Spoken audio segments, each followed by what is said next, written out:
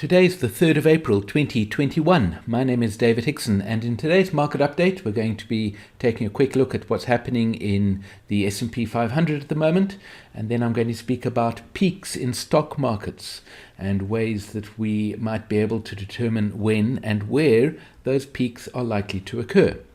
Before we take a look at the markets, I must ask you to please make sure that you have read and understood these disclaimers.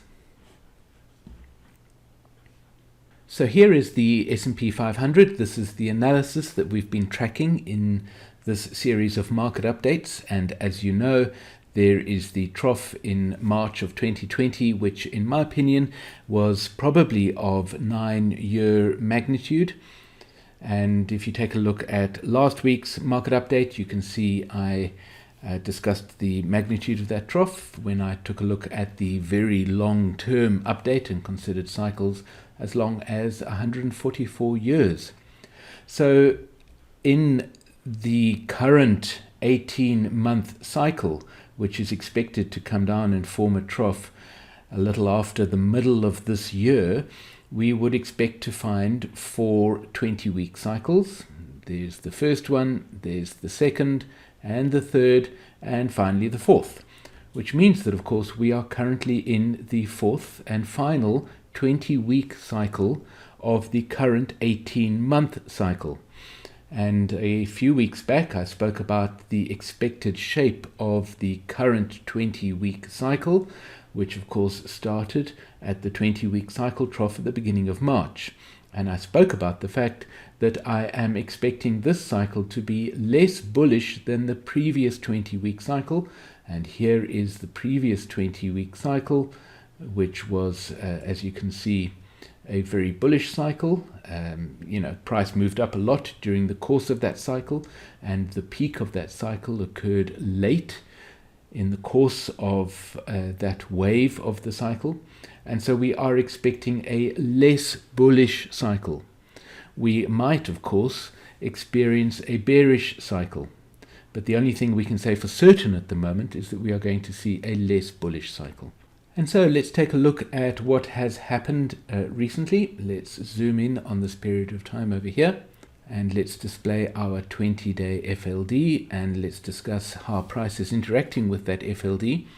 You will know that I track the sequence of interactions between price and the FLD, in this case the 20-day FLD, as a very reliable way of understanding what is happening in the market. And in last week's market update, I discussed the fact that the price cross above the 20-day FLD following the trough of the 20-week cycle here at the beginning of March didn't quite achieve its target, which was somewhere between 4,005 and about 4,050. And I spoke about the fact that, of course, the crossing of the 20-day FLD was a little difficult to absolutely define because of the way that the FLD lay over price at that time. However, it seems that that target has finally been reached in the price action of the week that we have just experienced. However, normally, and let's label these interactions now, normally the A category interaction, which is the first interaction that follows a trough of at least 80-day magnitude, normally the target of the A category interaction will be achieved before price drops down in the B category interaction and finds support at the level of the 20-day FLD. In last week's market update, I discussed the fact that we were beginning to see some bearish signs. Now, the fact that we are beginning to see bearish signs does not mean that the market has suddenly turned bearish. All it might mean is that we are beginning to see some bearish influence in this market. And that is what seemed to happen a few weeks ago. Price came down and was expected to find support at the level of the 20-day FLD. In fact, it dropped below the level of the 20-day FLD and formed a slightly late 20-day cycle trough, in my opinion, and then bounced up again. It is possible that that could have been a very early 40-day cycle trough, but it really would have been very early. You can see it's not beyond the bounds of reason because there is the whisker for the 40-day cycle trough over there. And so that trough did form within the reasonable time that a 40-day cycle trough could have been expected to form, but in my opinion it would have been very early. It is not impossible. Nevertheless, it would have been an early formation of the 40-day cycle trough. But as discussed in last week's market update, price then did pick up and it crossed up above the 20-day FLD, and it has now climbed up, and I believe it has achieved the target generated by price crossing over that 20-day FLD. And so as price achieves a target to the upside, again, that does not necessarily mean that it is immediately going to turn down. All it means is that the cycle that is carrying price upwards has achieved its target and has potentially completed its influence on price, as it were, to move upwards. And so it is possible that we are going to see the formation of a peak round about now, which is why I thought it would be appropriate to speak about peaks in stock markets. What are we expecting next? Well, of course, the next thing that's going to happen is that after a peak has formed, and one of the problems with presenting a chart in the way that I have is that because there's no space up at the top, the implication is that the market has nowhere to go. That's not true. The market could keep going up, and far exceed its target and only then turn down. But at some point it will of course turn down, and it will then come back to the 20-day FLD. When it meets the 20-day FLD, and it could turn around immediately and come down to the 20-day FLD next week, or it could happen after that. But at that point it is certainly expected to cross down below the FLD and travel an equal distance downwards. Now, at that point, it would probably be achieving its 40-day cycle trough. You can see that 29 days have elapsed since the 20-week cycle trough at the beginning of March.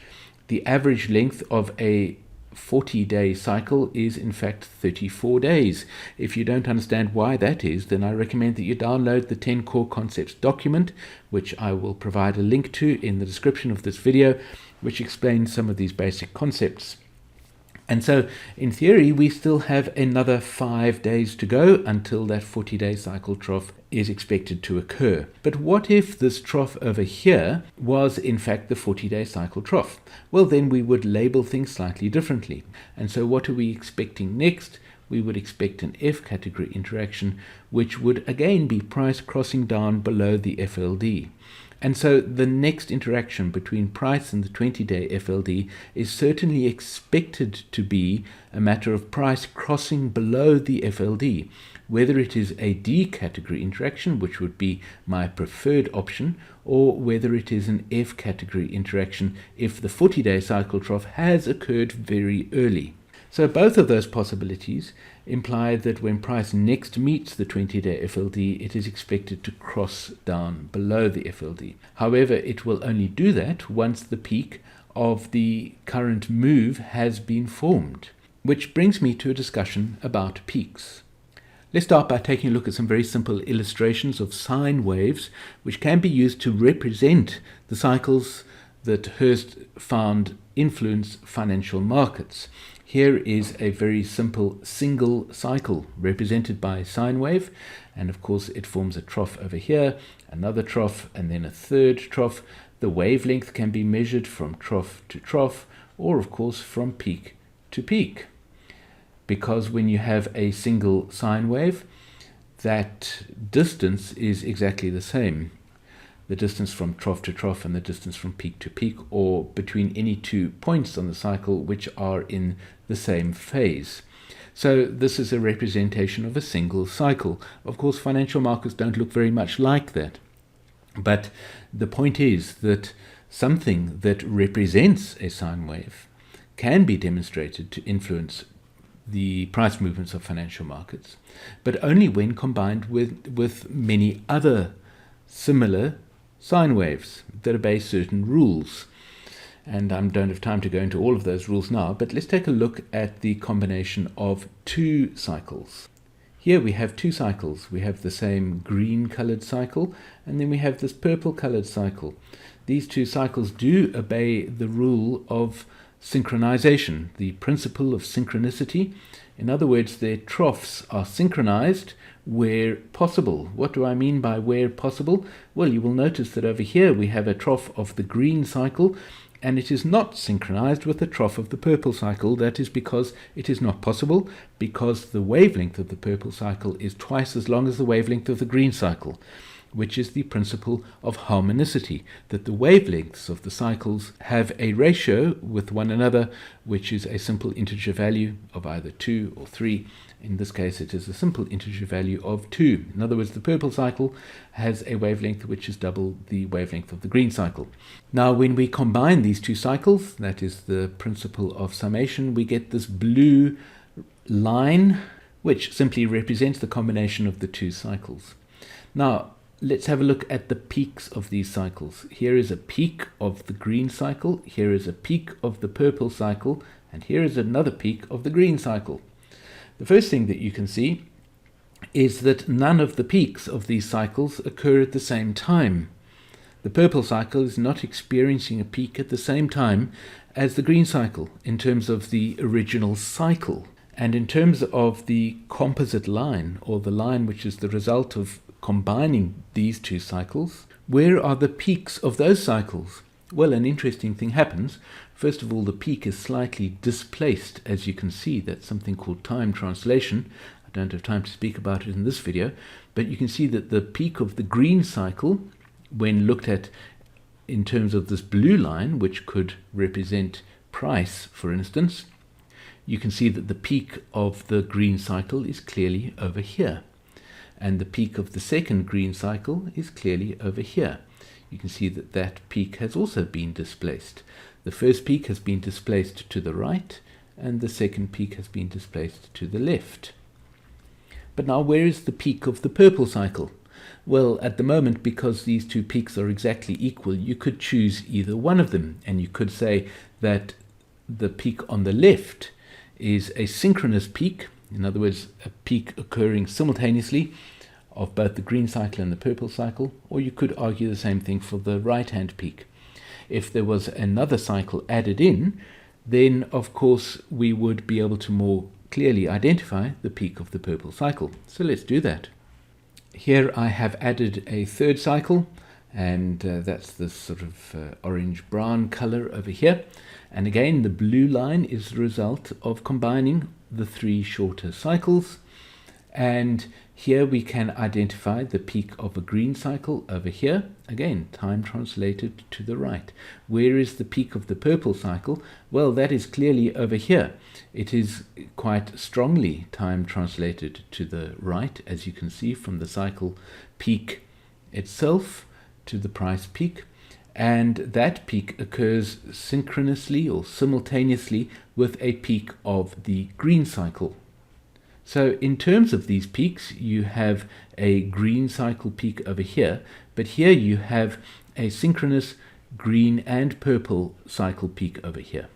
Now, where is the orange or brown colored cycle peak occurring? Again, we could argue that it occurs either here or over here. And if we added more cycles or added perhaps a longer term trend, then we would be able to more clearly define where the peak of that cycle occurs. The point about this whole discussion is that even though the troughs are always synchronized where possible in our arrangement of these cycles, the peaks are not necessarily synchronized. And that's quite an important subtlety, the fact that they are not necessarily synchronized. In other words, there are often peaks, of course, that are synchronized, that do occur at the same time. So some of the peaks that we identify are certainly synchronized peaks. In other words, they are peaks of multiple cycles. So how does all of this translate to the stock market? Well, let's take a look at our analysis of the S&P 500. Let me move this chart over a little bit. And in Sentient Trader, it is possible to perform dual analyses. In other words, you can analyze the troughs, which are displayed at the foot of the chart, and you can analyze the peaks, which are displayed at the top of the chart. I'm not going to spend too much time speaking about it because there's actually quite a lot to say, and I don't want to make this video too long. The important point is that the trough analysis in a stock market is always much more reliable because we know that the troughs are synchronized. Over many, many years, we have seen repeated evidence that the cycles are synchronized at their troughs, and the peaks are not necessarily synchronized.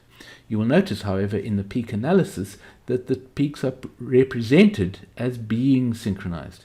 And that's because although they are not necessarily synchronized, they often are. I hope that makes sense. I could spend a long time trying to explain that in greater detail, but for now, let's focus on the important point. The important point here is that we are expecting, according to the peak analysis, the market to move up into an 18-month cycle peak. And the most recent 18-month cycle peak was this peak over here, which occurred at the beginning of 2020. Now, as a matter of interest, the 18-month cycle, you can see, when measured in terms of the peak analysis, is in fact much shorter than the average length of the cycle. And the reason for that is very simply because it is not a very good analysis, and because the peaks are not actually correctly synchronized. Again, there isn't really time for me to explain that in detail, but for now you should know that the peak analysis is not very reliable. However, there is a way that we can use the peak analysis to understand when and where to expect a peak to occur. And at this point we are going to step ahead of the kinds of discoveries that Hurst made over 50 years ago, and we're going to look at a method that I use to project where a peak might be expected. If you are a Hurst purist, then I hope you find this interesting, but you will of course not recognize anything that Hurst said in what I'm about to discuss. So let me explain to you what I have observed over many years of working with Hurst cycles. What tends to happen when you perform an analysis at the foot of the chart, this is a trough analysis, and a separate analysis at the top of the chart, a peak analysis, what tends to happen is the price moves from a matching trough to a matching peak. So I'm not going to zoom out and present this at a bigger scale. I'm just going to speak about what we have here. And price tends to move in the shape of a zigzag. So, for instance, here we have a peak of the 18-month cycle according to the peak analysis. And remember, these are two separate analyses. I don't want to spend too long going into detail about that, but what that means is that they are not necessarily related. And so it is possible to have two troughs of a cycle without a peak in between. What tends to happen is that price moves from a peak of a particular cycle down to the trough of that same cycle. So here it is moving from a peak of the 18-month cycle down to a trough of the 18-month cycle. Okay, and that move generally takes the form of a zigzag. In other words, there are three steps to the move: down, back up again, and down. Okay, that's a very squiggly zigzag, but I'll draw a better one in a moment. And so this is what I call a zigzag move. Not very original, I know. But then what will happen is the price will move from a trough of a particular cycle, in this case the 18-month cycle, up to a peak of that same cycle. And here is where we are expecting that peak to form. Here is the nest of highs for the 18-month cycle. So it looks as though price is rising up into this peak of the 18-month cycle at the moment. And it will tend to move in the form of a zigzag. Now, what are the rules for the zigzag? Well, the first thing that price will do is it will move to the longest peak that must form before the peak of the cycle towards which it is moving, which in this case is, of course, the 40-week cycle. Then price will move down to the trough of the longest cycle that must form before the peak towards which it is moving, which in this case is, of course, also the 40-week cycle trough. And so price will move down into the 40-week cycle trough. As a matter of interest, and let me change the color of this pen, it will do this move as well in a zigzag. Then, having formed that trough, it will move up to the final 18-month cycle peak. Can you see the three legs of the move? They are colored in yellow. 1, 2, 3. Those are our zigzag moves. It is also possible to project where price will go. And if any of you are familiar with something called Andrew's pitchfork, we're using exactly the same calculations that Andrew's pitchfork uses. So this is by no means original, but we are able to project a target for the next peak. Okay, and I could perhaps draw a dashed line like that, and that will project us to where the next peak is going to form, both in terms of time and price. And that's an important point to note. So let me clear that, and we can very quickly just take a look at another example of the zigzag forming at a shorter scale. Here we go. Let's consider the 40-week zigzag, starting from a trough of 40 weeks and heading up to the next peak of 40 weeks. Over there, we expect price to move in 3 waves, or 3 stages of the zigzag. The first one is up to the longest cycle peak, which is of course the 20-week cycle, and so that's the first leg of the move. Then price is going to move down to the longest trough to form before the 40-week cycle peak must form, which is in this case is indeed the 20-week cycle trough, which is over here. So price is going to move down there, and then it is going to move up to here. And we can draw a dashed line, roughly, that's not very well drawn, which could project that price and time at which the peak will form. So that's the principle of the zigzag. Fortunately, we don't have to do all of this manually now with Sentient Trader, because Sentient Trader has the tool built into it. And so let's just adjust this chart slightly, and let's display some zigzags. Here is the zigzag information for the 18-month cycle, and you can see that it is showing us the 3 legs of the zigzag, which I drew for you a moment ago, leg 1, 2, and 3. And here is the target for the 18-month cycle peak. The circle gives us the sort of range of expected price and time. You can see price has just poked its head into this target range. So we are certainly approaching the point at which this target should form. The advantage of working with these zigzags is that we can add in other cycles and refine the targets that we are projecting. So let's add in the 40-week cycle. And there is the zigzag for the 40-week cycle. You can see 3 moves projecting a target over here, a little lower than the 18-month cycle target.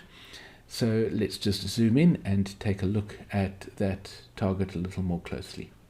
Here are the 2 zigzags superimposed over one another, and you can see that the target range for the zigzag is, in terms of time, pretty much presented over here round about the middle of April. And so we'd be looking for the peak to form round about the middle of April, but of course we must bear in mind that it is not an exact science, and so we need to consider these circles as target ranges, and so we're already within both of these circles, both in terms of time and price.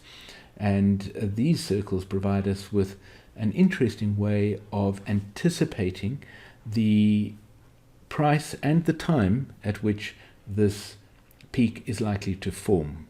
It is always important to remember, in my opinion, that Hurst himself said that peaks are complicated, and that is because they are not synchronized in the way that troughs are when it comes to stock markets. And so they are indeed complicated, and projecting the position of a peak is a difficult process, but I hope that these zigzags have shed some light on when we can expect the peak to form. I do hope you found this market update interesting. If you have any questions, please put them in the comments below the video. I look forward to hearing from you.